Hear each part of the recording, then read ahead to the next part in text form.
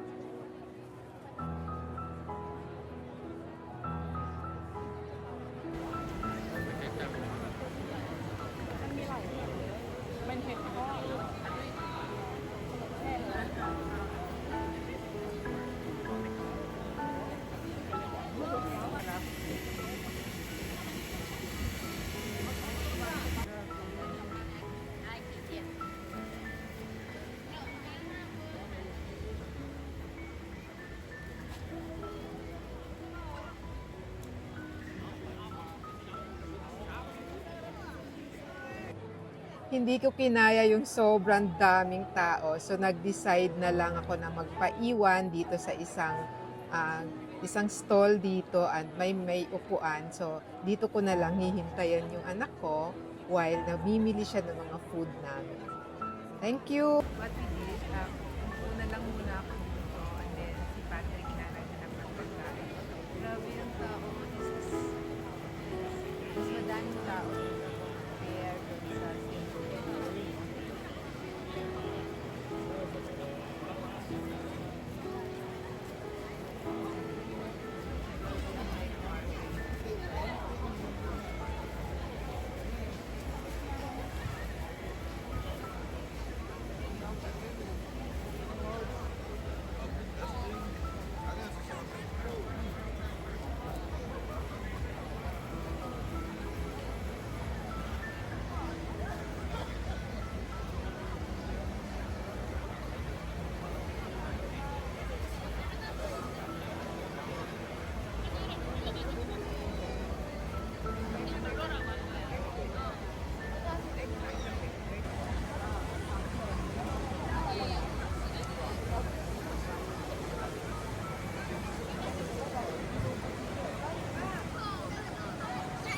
Grabe, hindi nauubos yung mga tao.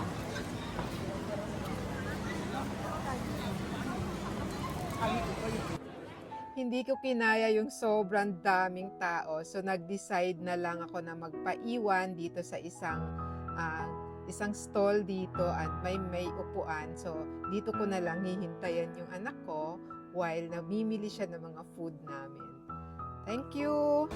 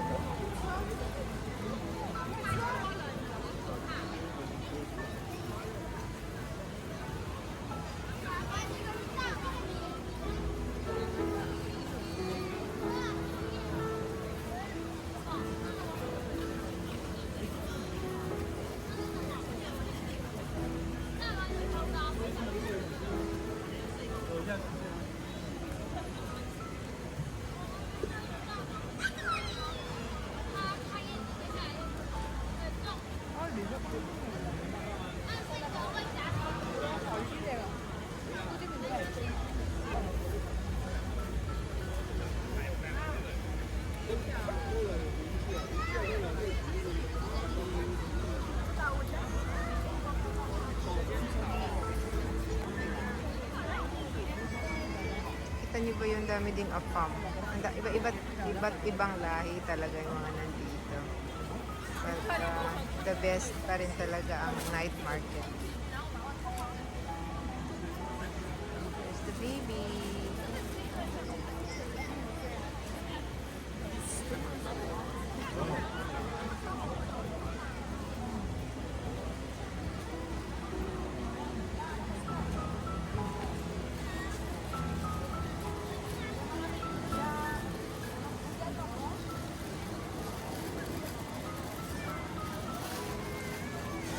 Sorry guys, merong nagtatagalog sa likod ka, but we're really in Taipei. We're in a night market. We're in sobrang dami ng tao. Hindi ko alam paano mo makakabili. Ang daming tao.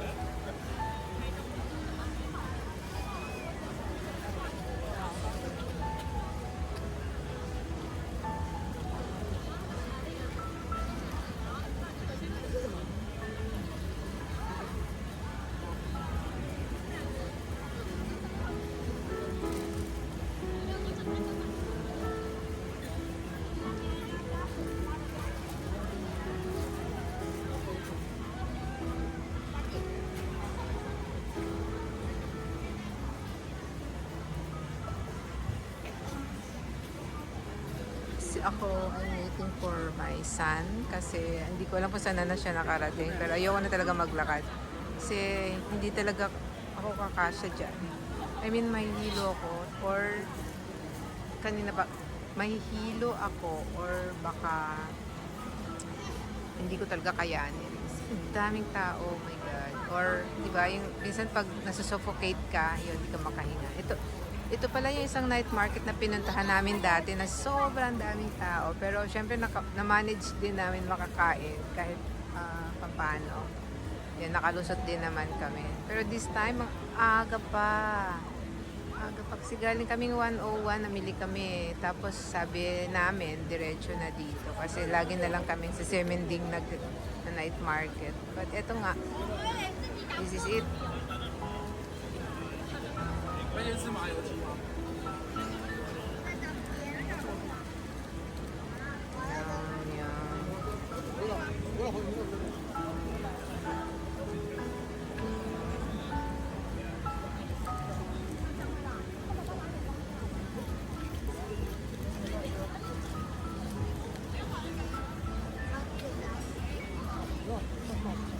this is a continuous people, no? Walking like parang mga langgam kasi talagang kailangan mo talagang pagtsagain kung gusto mong makakain. Gusto mong ma-experience yung night market dito. Kailangan mo lang talagang tsagain. Tsaga lang.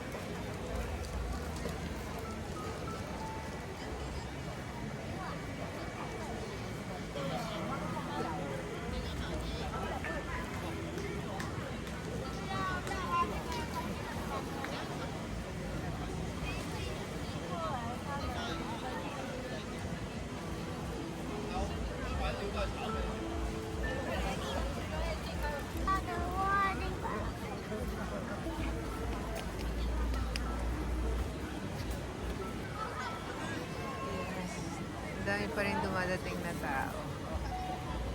May lolo pa.